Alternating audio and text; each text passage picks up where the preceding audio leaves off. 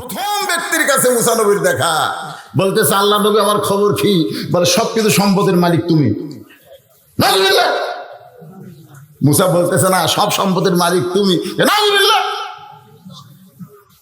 তো মুসা কয় তাহলে সম্পদের মালিক কে? বলে সম্পদের মালিক হচ্ছে আল্লাহ, আমি হলাম দেখাশোনা কেন। আল্লাহ মুসা বলতেছে এই যে তুই দেখাশোনাকারী বিশ্বাস যতদিন রাখবি তোর সম্পদ খালি বাড়বি আর বাড়বি। সুবহানাল্লাহ করবেন না? এই জন্য আল্লাহর প্রশংসা যখন করব কম করব না বেশি করব। আল্লাহর প্রশংসা করার সঙ্গে সঙ্গে আমরা নবীর প্রতি দরুদ কম পড়বো না বেশি পড়বো? আমি একটা গান গাই, আপনারা একটু মনোযোগ দিয়ে শোনেন।